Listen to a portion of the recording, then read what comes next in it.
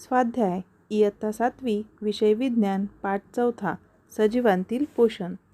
प्रश्न पहिला, अन्न प्रकारानुसार वर्गीकरण करा. शाकाहारी प्राणी गाय, हरिण, शेळी, म्हैस. मांसाहारी प्राणी वाघ, सिंह, बेडूक. मिश्राहारी प्राणी चिमणी, मानव, झुरळ. स्वच्छताकर्मी गिधाड. विघटक मृतोपजीवी जीवाणू, कवके. परजीवी गोचीड. प्रश्न दुसरा, योग्य जोड्या जुळवा. अ गट, परजीवी वनस्पती, कीटकभक्षी वनस्पती, मृतोपजीवी वनस्पती व सहजीवी वनस्पती. ब गट, भूछत्र, दगडफूल, ड्रॉसेरा व अमरवेल. परजीवी वनस्पती अमरवेल. कीटकभक्षी वनस्पती ड्रॉसेरा. मृतोपजीवी वनस्पती भूछत्र. सहजीवी वनस्पती दगडफूल. प्रश्न तिसरा, खालील प्रश्नांची उत्तरे तुमच्या शब्दात लिहा. अ. सजीवांना पोषणाची गरज का असते? सजीवांमध्ये काही जीवन प्रक्रिया अखंडपणे सुरू असतात. आपल्या शरीराची वाढ होण्यासाठी आणि शरीर निरोगी राखण्यासाठी पोषणाची गरज असते. आ. वनस्पतीची अन्न तयार करण्याची प्रक्रिया स्पष्ट करा. जमिनीतील पाणी, पोषक तत्वे व हवेतील कार्बन डायऑक्साईडचा उपयोग करून हरितद्रव्य व सूर्यप्रकाशाच्या सहाय्याने वनस्पती पानांमध्ये अन्न तयार करतात. या क्रियेला प्रकाशसंश्लेषण म्हणतात. इ. परपोषी वनस्पती म्हणजे काय? परपोषी वनस्पतींचे विविध प्रकार उदाहरणासह लिहा. ज्या वनस्पतीत हरितद्रव्य नसते अशा वनस्पतींना परपोषी वनस्पती असे म्हणतात. त्यांचे पुढील प्रकार आहेत: कीटकभक्षी, परजीवी आणि मृतोपजीवी. इ. प्राण्यांमधील पोषणाचे विविध टप्पे किंवा पायऱ्या स्पष्ट करा. प्राण्यांमध्ये पोषणाचे 5 टप्पे आहेत. अन्नग्रहण, अन्न मुखावाटे शरीरात घेणे म्हणजे अन्नग्रहण. पचन, अन्नाचे रूपांतर विद्राव्य घटकात होणे यास अन्नपचन असे म्हणतात. शोषण, पचनातून तयार झालेले विद्राव्य रक्तात शोषले जाणे. सात्मीकरण, शोषलेल्या द्रावणीय अन्नाचे शरीरातील पेशी व ऊतींमध्ये वहन व ऊर्जा निर्मिती केली जाणे. उत्सर्जन, पचन व शोषण न झालेले उर्वरित अन्न घटक शरीराबाहेर टाकले जातात. उ. एकाच पेशीत सर्व जीवनक्रिया होणारे एकपेशीय सजीव कोणते? पोषणासंबंधीच्या सर्व क्रिया एकाच पेशीत होणारे प्राणी म्हणजे अमिबा, युग्लिना आणि पॅरामीशियम हे सारे एकपेशीय सजीव आहेत.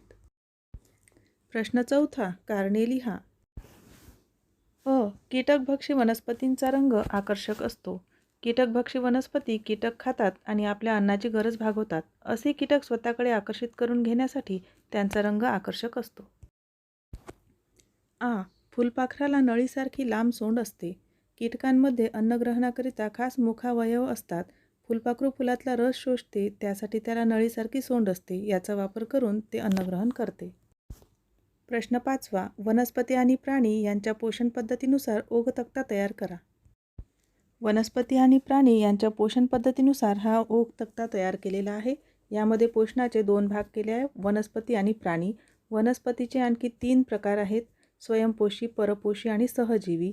त्यातील परपोषी याचे 2 प्रकार आहेत, कीटकभक्षी आणि मृतोपजीवी. प्राण्यांचे 3 प्रकार आहेत, समभक्षी, परजीवी आणि मृतोपजीवी. यातील परजीवीचे आणखी 2 प्रकार पडतात, ते म्हणजे बाह्य परजीवी आणि अंतःपरजीवी. प्रश्न 6वा, विचार करा व खालील प्रश्नांची उत्तरे द्या.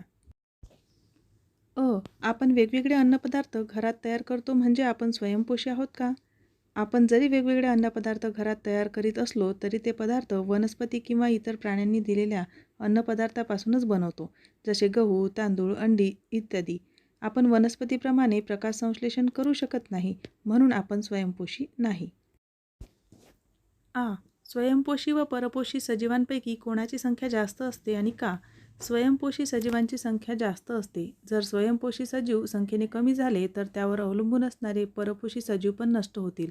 म्हणून निसर्गातील अन्नसाखळीत स्वयंपोषी सजीव परपोषी सजीवांपेक्षा जास्त संख्येने असतात. इ. वाळवंटी भागात परपोषींची संख्या कमी आढळते, मात्र समुद्रामध्ये जास्त संख्येने परपोषी आढळतात, असे का? वाळवंटी भागात स्वयंपोषीच कमी संख्येने असतात, त्यामुळे त्यावर अवलंबून राहणारे परपोषीसुद्धा कमी असतात. जिथे अन्नाची कमतरता असते तेथे खाणाऱ्यांची संख्या कमी होत जाते. समुद्रात खूप मोठ्या प्रमाणात वनस्पती प्लवक नावाचे तरंगणारे जीव असतात. त्यांच्यावर आणि प्राणीप्लवकावर समुद्रातली अन्नसाखळी अवलंबून असते, म्हणून समुद्रामध्ये वाळवंटी भागापेक्षा जास्त संख्येने परपोषी आढळतात. हिरव्या भागांव्यतिरिक्त वनस्पतीच्या इतर अवयवात अन्न का तयार होत नाही? हिरव्या भागात हरितद्रव्य असते. हरितद्रव्य असलेल्या भागातच प्रकाश संश्लेषण होते व त्यातूनच अन्न निर्मिती होते, म्हणून हिरव्या भागांव्यतिरिक्त वनस्पतीच्या इतर अवयवात अन्न तयार होत नाही. बाह्य परजीवी व अंतःपरजीवी प्राण्यांमुळे काय नुकसान होते? काही बाह्य परजीवी चुष्कासारखे किंवा सुईसारखे मुखावयव वापरून रक्त शोषतात.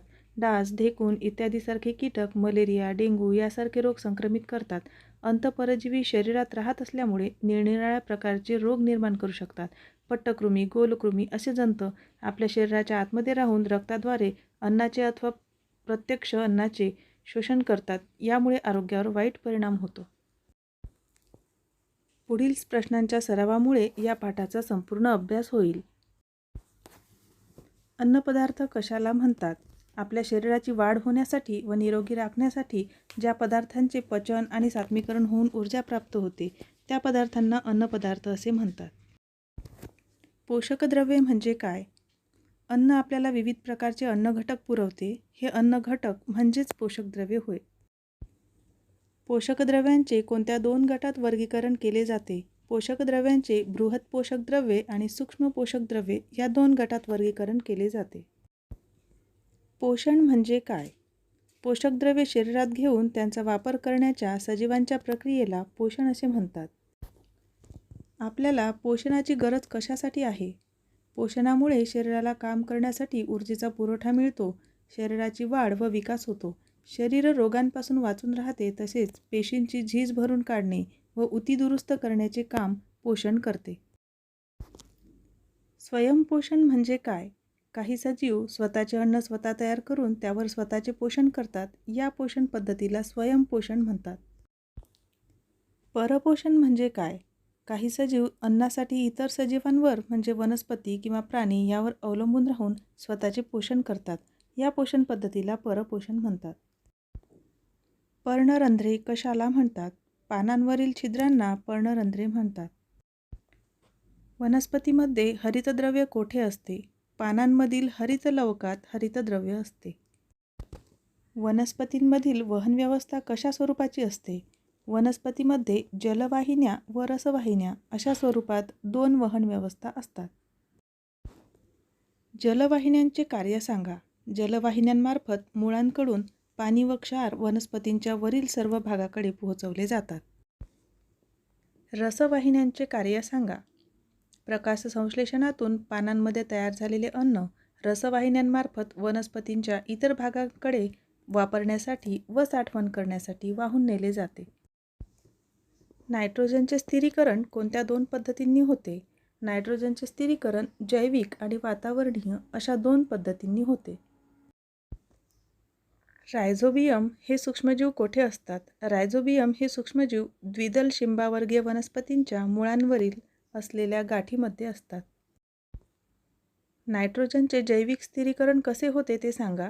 रायझोबियम हे सूक्ष्मजीव हवेतील नायट्रोजन शोषून घेतात व त्याचे नायट्रोजनच्या संयुगात रूपांतर करतात. मातीमधील अझिटोबॅक्टर हे सूक्ष्मजीव हवेतील नायट्रोजनचे त्यांच्या संयुगात रूपांतर करतात. नायट्रोजनचे वातावरणीय स्थिरीकरण कसे होते ते सांगा. पावसाळ्यात आकाशामध्ये वीज चमकल्यावर हवेतील नायट्रोजन आणि ऑक्सिजनचा संयोग होऊन नायट्रिक ऑक्साईड तयार होते. नायट्रिक ऑक्साईडचे पुन्हा ऑक्सिडीकरण होऊन नायट्रोजन डायऑक्साईड बनते. ते पावसाच्या पाण्यात विरघळते व त्याचे नायट्रिक आम्लात रूपांतर होते. नायट्रिक आम्ल पावसाच्या पाण्याबरोबर जमिनीत मुरते. वनस्पती हा नायट्रोजन स्वतःच्या वाढीसाठी वापरतात.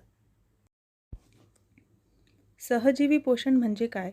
दोन किंवा अधिक सजीवांच्या निकट सहसंबंधातून पोषण, संरक्षण, आधार इत्यादी बाबी साध्य होतात. यालाच सहजीवी पोषण म्हणतात. परपोषी वनस्पतीबाबत माहिती लिहा. परपोषी वनस्पतीमध्ये हरितद्रव्य नसते. ज्या वनस्पती इतर सजीवांच्या शरीरात किंवा शरीरावर वाढतात व त्यांच्याकडून आपले अन्न मिळवतात त्यांना परजीवी वनस्पती म्हणतात. उदाहरणार्थ बांडगुळ, अमरवेल इत्यादी. ड्रॉसेरा बर्मानी या कीटकभक्षी वनस्पतीची माहिती लिहा. ड्रॉसेरा बर्मानी या कीटकभक्षी वनस्पतीची रचना एखाद्या फुलासारखी असते.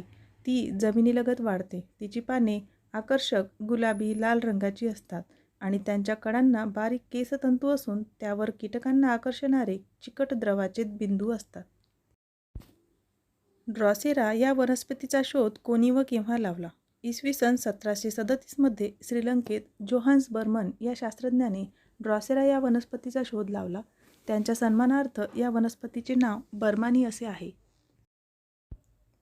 मृतोपजीवी वनस्पती कशाला म्हणतात?